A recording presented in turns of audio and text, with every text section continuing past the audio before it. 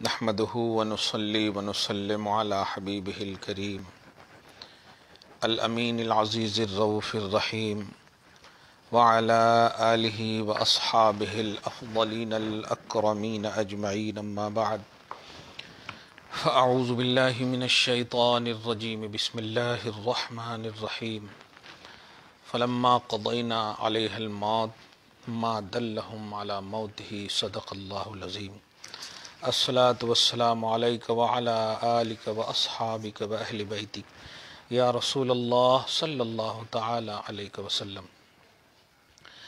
سورہ سبا سورہ نمبر 34 کی آیت نمبر 14۔ اچھا، مسلسل 2 دن سے تلاوت ہو رہی ہے، لیکن آپ حضرات کی مخلصین محبین کی خواہش کے مطابق حضرت جابر رضی اللہ تعالی عنہ کی حدیث خندق اور حضرت ابو ہریرہ رضی اللہ تعالی عنہ سے منسوب روایت دودھ والی کا مطالبہ، خواہش اور طلب نے 2 پارٹ اسی درس جیلانی میں پیش کرنے کی سعادت حاصل کی گئی۔ اللہ قبول فرمائے۔ آج ایگزیکٹ آیت نمبر 14 حضرت سلیمان علیہ السلام کے حوالے سے جو واقعہ چل رہا ہے، پھر چونکہ ملکہ سبا یعنی جو سبا آیت جو ہے سورج جس سے منسوب ہے اس کا ذکر ہوگا۔ میں چاہتا ہوں آیت نمبر 14 کا ترجمہ اور فیوز و برکات جیلانی سے ہم سب مالا مال ہوں۔ چنانچہ اللہ سبحانہ فرماتا ہے فلما قضینا علیہ، پھر جب حضرت سلیمان پر موت کا فیصلہ کیا ہم نے، اللہ سبحانہ فرماتا ہے۔ آپ کو معلوم ہے کہ حضرت داؤد علیہ السلام نے بیت المقدس کی بنیاد حضرت موسیٰ علیہ السلام کے حوالے سے، جو موسیٰ علیہ السلام کی جگہ پر اس سے پہلے ذکر ہوا، حضرت داؤد علیہ السلام نے بیت المقدس کی بنا اس مقام پر رکھی تھی جہاں حضرت موسیٰ علیہ السلام کا خیمہ نصب کیا گیا تھا۔ اس عمارت کے پورا ہونے سے قبل حضرت داؤد علیہ السلام کی وفات کا وقت آ گیا تو آپ نے اپنے فرزند ارجمند حضرت سلیمان علیہ السلام کو اس کی تکمیل کی وصیت فرمائی۔ چنانچہ آپ نے شیاطین کو اس کی تکمیل کا حکم دیا۔ جب آپ کی وفات کا وقت قریب پہنچا تو آپ نے دعا کی کہ آپ کی وفات شیاطین پر ظاہر نہ ہو، تاکہ وہ عمارت کی تکمیل تک مصروف عمل رہیں اور انہیں جو علم غیب کا دعویٰ ہے وہ باطل ہو جائے۔ حضرت سلیمان علیہ السلام کی عمر شریف 53 سال کی ہوئی۔ 13 سال کی عمر شریف میں آپ سردار آئے، 40 سال حکمرانی فرمائی۔ یہ میں بتانا صرف کہ حضرت موسیٰ علیہ السلام کے خیمہ جہاں نصب کیا گیا تھا، اسی مقام پر حضرت داؤد علیہ السلام نے بیت المقدس کی بنا رکھی تھی۔ اب مزید غوث پاک رضی اللہ تعالیٰ عنہ فرماتے ہیں کہ چونکہ سلیمان علیہ السلام داؤد علیہ السلام کے بیٹے ہیں، داؤد علیہ السلام نے وصیت کی تھی تکمیل کی۔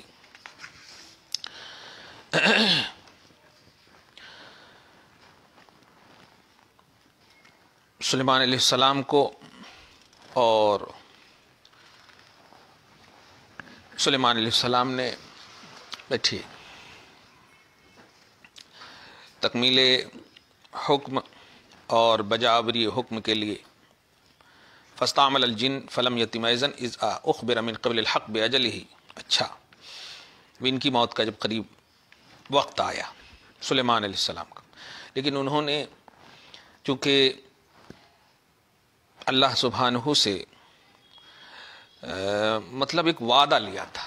میں یہاں پر 2 بات آج کے اس پارٹ میں 2 بات خاص طور سے سورہ لقمان کی لاسٹ آیت کریمہ کے ذریعے سے ایک مس گائیڈ کیا جاتا ہے اہل سنت و جماعت کے علاوہ جماعت خصوصاً دیابنا وہابیہ کی جانب سے، کہ ان اللہ عنده علم الساعة وينزل الغیث ويعلم ما في الارحام وما تدری نفس ماذا تکسب غدا وما تدری نفس بأی ارض تموت، یعنی بے شک قیامت کا علم اللہ ہی کے پاس ہے، بارش وہی برساتا ہے، بارش کا علم اللہ ہی کو ہے، ماں کے پیٹ میں کیا ہے وہی جانتا ہے، کون کب مرے گا، کہاں کس سرزمین پہ مرے گا، کون کل کیا کمائے گا.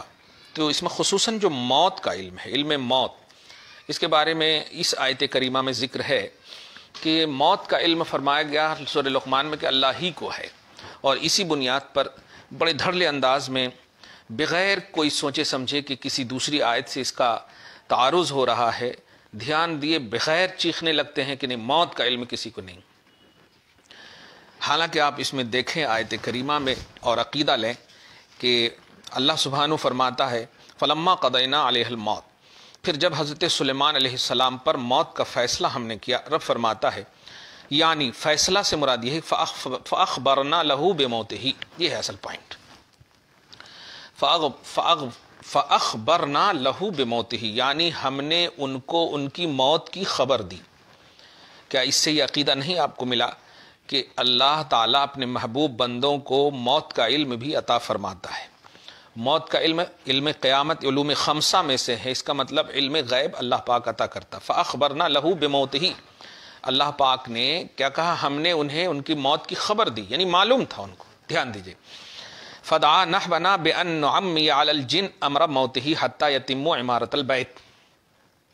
تو حضرت سلیمان علیہ السلام، اب یہاں پر یہ دیکھیے گا، موت کی اطلاع دے دی تو سرنگوں ہونا ہے، جھکنا ہے، اللہ تعالیٰ کا حکم ہے. لیکن آپ غور کریں کہ اللہ پاسٹ پریزنٹ فیوچر سب کو جاننے کے باوجود یہ بھی جان رہا ہے کہ میں نے موت کی خبر دی ہے، تو پھر سلیمان کا رد عمل کیا ہوگا. لیکن آپ غور کریں، جو عقیدہ دینے جا رہا ہوں وہ یہ کہ موت کی اطلاع دینے کے بعد بھی اگر صاحب موت یعنی انسان یا اللہ کا محبوب بندہ ہو اور وہ ریکویسٹ کرے، گزارش کرے، تو اللہ تعالیٰ اس کی گزارش کو رد نہیں فرماتا. یہ تو سورہ بقرہ اور سورہ نساء وغیرہ کے حوالے سے سن لے ہوں گے کہ حضرت سلیمان علیہ السلام نہیں، حضرت موسیٰ علیہ السلام جو چنندہ 70 افراد کو طور پر لے کر گئے تھے، تو ان لوگوں نے کہا تھا حتی نری اللہ جہرۃ فاخذتہم الصاعقہ، کہ اے موسیٰ ہم نہیں مانیں گے اس وقت تک آپ کی بات، یقین نہیں کریں گے جب تک ہم کھلا کھلا اللہ کو نہ دیکھ لیں. تو ایک آواز آئی ہے، سب کو مار دیا اللہ تعالیٰ نے. پھر حضرت موسیٰ جب گریہ وزاری فرمانے لگے کہ اللہ یہ بالکل سب یہی تھے ہمارے سمجھدار لوگ، لایا تھا میں نے، اب مار دیے، تو اب جو جاؤں گا تو کیا جواب دوں گا. تو حضرت موسیٰ کی گریہ وزاری اور طلب پر اللہ تعالیٰ نے ثم بعثناکم من بعد موتکم، پھر موت کے بعد اللہ تعالیٰ نے. تو اللہ اپنے محبوب بندوں کی ریکویسٹ کو کیسے سنتا ہے، اب غور کریں. چنانچہ فرماتا جب موت کی ہم نے اطلاع دی سلیمان کو، تو سلیمان ہماری طرف دعا کی، اس بات کی ہماری طرف متوجہ ہوئے اس بات کے لیے کہ اے اللہ جنوں پر ہمارے موت کا معاملہ مطلب مشتبہ رکھنا، مطلب ظاہر نہیں کرنا. حتی یتموا عمارت البیت، یہاں تک کہ وہ بیت المقدس کی عمارت کو تعمیر کر دے. اس لفظ پر غور کریں. موت اللہ کا حکم ہے، اللہ کے حکم کی اطاعت ہے کہ اللہ تیرا جو حکم ہے ہم مانتے ہیں، لیکن میری ایک گزارش مان لے. یعنی دیکھیے محبوب اور محب کا معاملہ دیکھیں آپ، اور اللہ اپنے محبوب بندوں کو کی بات کو کس طرح پسند فرماتا ہے، کس طرح قبول کرتا ہے. یہی ہم اہل سنت و جماعت کا عقیدہ ہے کہ ہمارے پاس وہ حیثیت و طاقت نہیں ہے، لیکن ہم اللہ کے محبوب بندوں کے ذریعے سے جائیں گے تو اللہ ضرور سنتا ہے، ان کی ضرور سنتا. دیکھیے جیسے سن رہا کہ اللہ جنوں پر میری موت کا معاملہ مشتبہ رکھنا، اندھا رکھنا، صحیح نہیں رکھنا، یعنی ان کو معلوم نہیں ہونے دینا تاکہ بیت المقدس کی عمارت تعمیر ہو جائے. فَأَعْمَيْنَاهُمْ، تو ہم نے سلیمان علیہ السلام کی اس ریکویسٹ کو قبول کیا. وَسَتَرْنَا عَلَيْهِمْ مَوْتَهُ، اور ہم نے ان کے اوپر یعنی جنوں پر، قوم جن پر ہم نے موت کو چھپا دیا. إِلَىٰ أَنَّ تَمَّ عمارت البیت، یہاں تک کہ بیت المقدس کی عمارت تام ہو جائے. میں پوچھنا چاہتا ہوں اے اللہ تو قادر ہے، وہ بول سکتا تھا اے سلیمان ٹینشن مت لو، ہم تعمیر کر دیں گے، ہم تعمیر کروا دیں گے فرشتوں کے ذریعے سے. لیکن نہیں، محبوب کی ادا کا اظہار قرآن پاک میں کس طرح سے اللہ پاک کر کے ذہن دینا چاہ رہا ہے کہ دیکھ میں اپنے محبوب بندوں کی باتوں کو، ریکویسٹوں کو، وسیلوں کو، ذریعوں کو کیسے قبول کرتا ہوں. خیر، وبعد ما تم، اور بعد اس کی کہ جب پورا بیت اللہ بیت المقدس کی عمارت تعمیر پوری ہو گئی، تو دھیان دیجیے گا ما دلہم علی موتہ، تو جنوں کو کوئی ہدایت نہیں ملی، کوئی خبر نہیں ملی، کوئی اطلاع نہ ملی ان کی موت کی، حضرت سلیمان علیہ السلام کی موت کی. لیکن غور کریں آپ، الا دابۃ الارض، لیکن دیمک نے، زمین کے کیڑے مطلب دیمک مراد ہے یہاں، تاکل من سأتہ، وہ دیمک جو ہے ان کے عصا کو، وہ عصا ہوا متکئ علیہ، جس عصا پر وہ ٹیک لگا کر کھڑے رہتے تھے، وہ کھاتی دیمک ان کے عصا کو کھانے لگی اور کھائی اتنا کہ فلما اکلتھا ان کسرت عصا، جب کھا لی پوری طرح، ان کسرت عصا ہو تو آپ کی عصا مبارک جو ہے ٹوٹ گئی. خر وسقط علیہ السلام علی الارض، تو اس کی وجہ سے حضرت سلیمان علیہ السلام زمین پر تشریف لے آئے. یہاں پر دیکھیں، خرہ کا گرنا ترجمہ نہیں کریں گے. یہاں پر ایک اور خوش عقیدہ دے رہا ہوں، بڑا خوبصورت جملہ سنیے گا کہ اللہ پاک کے وہ نبی انتقال کر چکے ہیں، تو مطلب یہ کہ دیمک کو بھی یہ معلوم ہے کہ اللہ کے محبوب بندوں کا یہ جسم ہے، لہذا جسم مبارک کو ٹچ نہیں کیا دیمک نے، بازو کی لکڑی کو ٹچ کیا. غور کریں آپ. اللہ پاک ابھی آگے آ رہی بات کہ جب تشریف لے آئے تو فحین اذن، تو اس وقت تبینت الجن اے ظہر لهم وانکشف عندهم امر موته، جنات کے سامنے یہ بات ظاہر ہو گئی کہ حضرت سلیمان علیہ السلام کا انتقال کر چکے ہیں. وعلموا بعد ما التبس الامر علیہم موتہ، اور یہ یقین کر لیے وہ بعد اس کے کہ ان پر موت جو ہے ملتبس تھی، مشتبہ تھی، بخرورہ وسقوطہ، ان کے گرنے کی وجہ سے، زمین پر تشریف لانے کی وجہ سے معلوم ہو گیا ان کے انتقال کا. اب جو چونکہ اس وقت جو ہے اس وقت کچھ انسانوں کا بھی یہ عقیدہ تھا کہ جنات کے پاس علم غیب ہے، یہ کانسیپٹ ہے اصل آج کا، تو اس کا رد کر رہے ہیں غوث اعظم رضی اللہ تعالیٰ عنہ. کہتے ہیں فَظَهَرَ حِينَئِذٍ لِلْإِنسِ أَنَّ الْجِنَّ لَمْ يَكُونُوا مُطَّلِعِينَ عَلَى الْغَيْبِ عَلَى مَا زَعِمُوا فِي حَقِّهِمْ.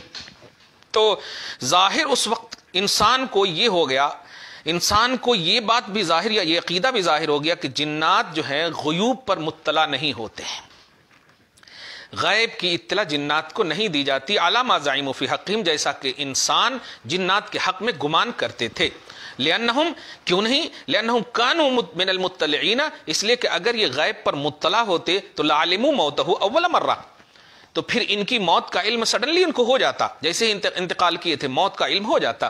ولم یعلموا، اور جبکہ وہ جانے نہیں، ما انہم لو کانوا یعلمون الغیب، اگر وہ غیب جانتے تو ما لبثوا فی العذاب المہین.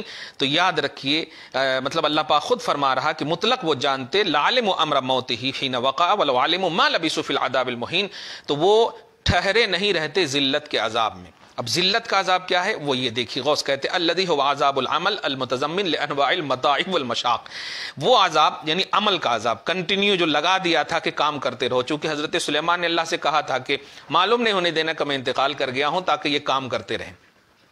دیکھیں وعاملوا سنتن بعد موتہ، یہ ہے اصل پلس پوائنٹ. اور وہ لوگ عمل کرتے رہے 1 سال تک، ان کی موت کے بعد 1 سال تک حضرت سلیمان علیہ السلام کھڑے رہے. بتائیے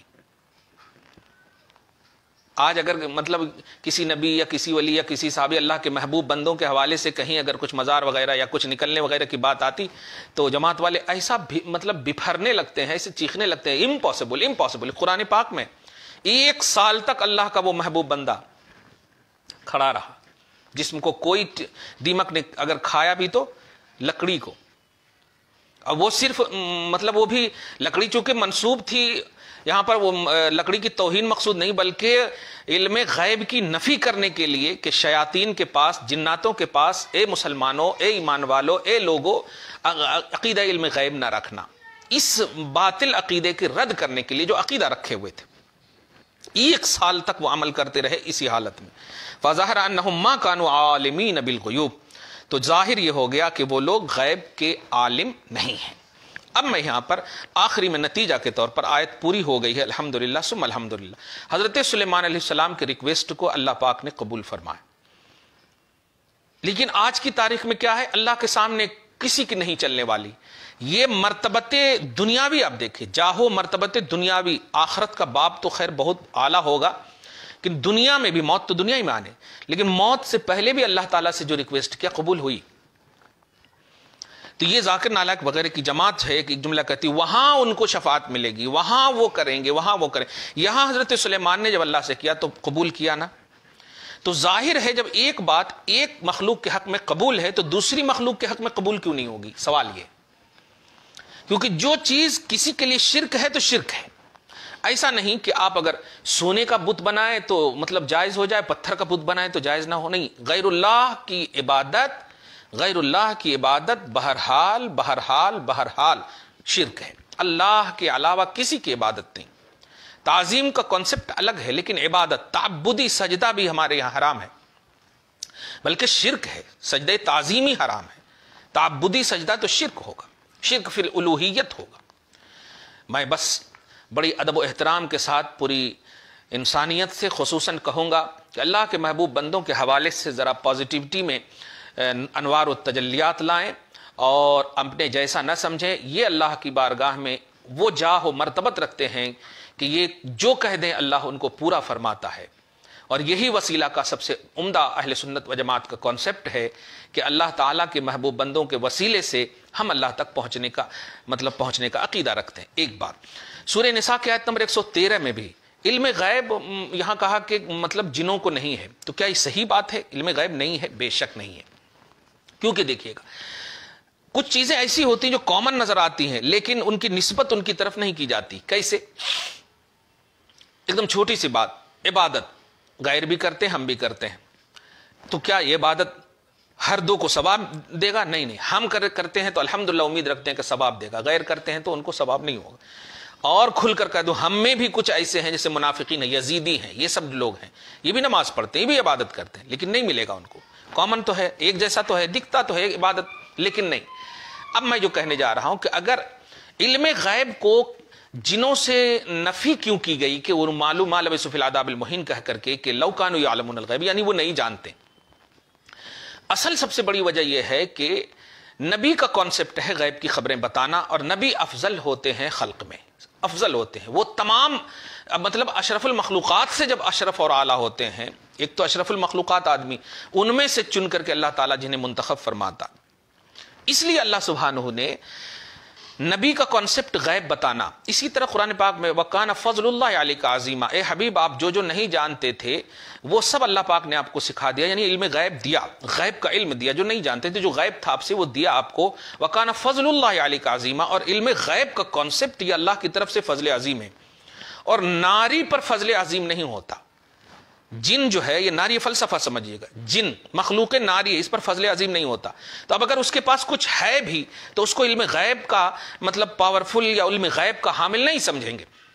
وہ ایکول دکھ تو رہا ہے، جان تو رہا ہے، کچھ تو ہے، لیکن علم غیب جو ہے فضل عظیم ہے، ایک تو فضل ہے پھر عظیم ہے، اور فضل عظیم صرف نوری پر ہو سکتا ہے، صرف نوری پر ہو سکتا۔ اللہ کے انوار و تجلیات کے حاملین اولین انبیاء و مرسلین ہیں، ان کے صدق و طفیل میں، بلکہ ان کے وسیلے سے ان کے بعد اولیاء ہیں، صدیقین، شہداء، صالحین ہیں، یہ سب حضرات ہیں۔ لہٰذا اللہ کے محبوب بندوں کے لیے علم غیب چونکہ مطلب لازم ہے، لازم سے مراد یہ کہ ان کو اللہ تعالیٰ عطا کرتا ہے، ان کی ریکویسٹیں، ان کی ضرورتیں، ان کی تمام تر چیزوں کی بنیاد پر، ان کے اسٹیٹس اور لیول کی بنیاد پر۔ اس لیے علم غیب کا کانسیپٹ جو ہے ناری کے حوالے سے ہرگز عقیدہ نہیں رکھنا چاہیے۔ جو جانتے بھی اس کی ایک اور آسان کر دیں کہ ایک شخص ہے جو مرنے کے قریب ہے، کوئی اس کے پاس نہیں گیا، دھیان دیجیے گا، کوئی اس کے پاس نہیں گیا لیکن زندہ ہو گیا، تو ہم کہیں گے قدرت ہے۔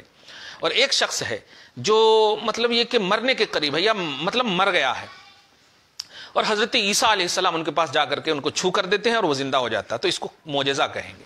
چیز وہی ہے، موت ہے وہاں بھی، لیکن کوئی نہیں ہے تو قدرت کہہ دیا آپ نے، اور عیسیٰ علیہ السلام ہے تو آپ نے معجزہ کہہ دیا، اور اگر غوث اعظم رضی اللہ تعالیٰ عنہ تو کرامت کہہ دیا، اور اگر عام مومنین یا عام مسلمان وغیرہ ہیں تو معونت کہہ دیا۔ اچھا، اور پنڈت وغیرہ اگر کافر وغیرہ نے کچھ کر دیا تو اس کو استدراج کہتے۔ چیز وہی ہے، ایک دم کامن ہے، مشترک ہے۔ میں یہی بتانے جا رہا ہوں کہ ہر ظاہر چیز کو دیکھ کر کے آپ جو ہے ایک جیسا عقیدہ نہ رکھیں۔ تو جن کے پاس اگر غیب ہے بھی تو علم غیب کا عقیدہ نہیں دیں گے، اس کو کچھ اور معنی دیں گے۔ اس لیے یہاں پر مطلقاً انکار نہیں ہے، بلکہ مطلب یہ کہ غیب، علم غیب کا کانسیپٹ افضل ہے، اعلیٰ ہے، اور اللہ کے محبوب بندوں کے لیے شان ہے۔ اس لیے اس بنیاد پر یہ عقیدہ نہ رکھا جائے کہ جنوں کے پاس غیب ہے۔ جیسے ایک بات اور کہتے ہیں نا کہ توکل یہ ہے کہ بالکل اللہ ہی موت دیتا ہے، لیکن پھر دوائی بھی تو کھاتے ہیں نا، ذریعے بھی تو ہے نا، دوائی کھاتے ہیں، شفا کا پیمانہ ہے، یہ حوادثات یومیہ، زمین، پیٹ بھرنے کے لیے ساری چیزیں، جبکہ رزاق اللہ تبارک و تعالیٰ ہے۔ تو عقیدہ ہے، آپ سمجھیں، خیر آپ سمجھ گئے ہوں گے۔ اور جو سب سے امپورٹنٹ بات ہے اس میں یہ کہ اللہ پاک اپنے محبوب بندے خصوصاً انبیاء کرام کو، اور ان میں بھی خصوصاً سید الانبیاء محمد الرسول اللہ صلی اللہ علیہ وآلہ وسلم کو موت کا بھی علم عطا فرمایا، اس لیے یہ کہنا کہ علوم خمسہ یعنی 5 علوم صرف اللہ ہی کو ہے، جن میں موت کا بھی ذکر ہے کہ ما تدری نفس بأی ارض تموت، کہ کون کس سرزمین پر مرے گا، اس کا علم کسی کو نہیں ہے، یہ حضرت سلیمان علیہ السلام کی شان کے خلاف ہے جو قرآن میں ہے، اور سلیمان سے افضل اور اعلیٰ محمد رسول اللہ ہے۔ آقا علیہ السلام کے حوالے سے یہ عقیدہ رکھنا کہ ان کو بھی موت کا علم نہیں ہے، وہ بھی کہتے میرے ساتھ کیا کیا جائے گا میرے کو بھی نہیں معلوم، یہ سب جو مطلب یہ کہ بے سروپا روایتوں کو لا کر کے جو امت کے سامنے مس گائیڈ کرتے ہیں امت کو، وہ باخبر ہو جائیں کہ حضور صلی اللہ علیہ وسلم کو قبل ظاہری طور پر حیات سے پہلے بھی آپ کو علم تھا، کب کہاں کیسے کیوں۔ اسی لیے تو اذا جاء نصر اللہ والفتح، صحابہ کو حضرت سیدنا ابوبکر صدیق کو جب یہ مطلب سورہ اتری تو معلوم تھا کہ حضور اب ہمارے سامنے رہنے والے ہیں نہیں، تو اللہ پاک اپنے محبوب بندوں کو موت کا بھی علم عطا فرماتا، کب کہاں کیسے کیوں سب عطا کرتا ہے۔ لہذا وہ علوم خمسہ کی جو خصوصیت ہے وہ خصوصیت شاملہ ہے، یعنی اللہ تعالیٰ کے پاس ذاتی طور پر ہے، اور انبیاء کرام کو جو شامل ہے وہ عطائی طور پر۔ اور خصوصیت کی 2 قسمیں ہوتی ہیں، خصوصیت خاصہ شاملہ، خاصہ غیر شاملہ۔ جیسے ہنسنا، یہ خصوصیت مطلب یہ کہ شاملہ نہیں ہے، اور چلنا یہ خصوصیت شاملہ ہے، آپ بھی چلتے ہیں جانور بھی چلتے ہیں، لیکن ہنسنا یہ صرف آپ کے لیے، کاتب یہ آپ ہیں تو خاصیت آپ کی ہے۔ یہ ایک منطقی جملے بول رہا ہوں، کاتب ہونا وغیرہ، یہ کاتب ہونا، اسی طرح مطلب یہ کہ متحرک بالفعل ہونا، یہ سب جو ہے خصوصیت غیر شاملہ ہے، مگر ماشی ہونا، چلنا، یہ خصوصیت مطلب یہ کہ شاملہ ہے۔ تو ایسے ہی اللہ تبارک و تعالیٰ کے پاس جو علم غیب ہے وہ ذاتی ہے، یعنی چاہے موت کا ہو، کمانے کا ہو، قیامت کا ہو، بارش کا ہو، وغیرہ وغیرہ۔ اور اللہ کے محبوب بندے مثلا نبی کو یا ولی کو جو ہے یہ خصوصیت شاملہ کے باب میں ہے، یعنی عطائی ہے۔ اس آیت کریمہ کی پوری وضاحت ہو گئی، آئندہ انشاءاللہ سبا کے حوالے سے بتائی جائے گی۔ دعا کرتے ہیں اللہ تعالیٰ آج کی اس خصوصی گفتگو کو حبیب پاک صاحب الاولاق کے وسیلے سے قبول فرمائے، اپنی شان کریمی کے مطابق اجر عطا فرمائے، غائب داں نبی صلی اللہ علیہ وآلہ وسلم کے صدق و طفیل میں ہم سب کو عقیدہ حقہ پر گامزن رکھے، فیوز و برکات جیلانی سے ہم سب کو مالا مال فرمائے، تمام اولیاء، تمام صدیق، شہداء، صالحین، خصوصاً سید الانبیاء محمد عربی صلی اللہ علیہ وسلم کی فیوز و برکات سے ہم سب کو مالا مال کرتے ہوئے، ہم سب کی آل اولاد کو برکتوں سے نوازتے ہوئے پروردگار ہم سب کو صحت ایمانی اور جسمانی نصیب فرمائے۔ یا اللہ ہم سب کے معاشرے سے برائیوں کو، ہم سب کے گھر بار سے، ملک سے، وطن سے، جہان سے برائیوں کو دور فرما مولا، ہماری بہو بیٹیوں کو عزت و وقار کا جینا نصیب فرما۔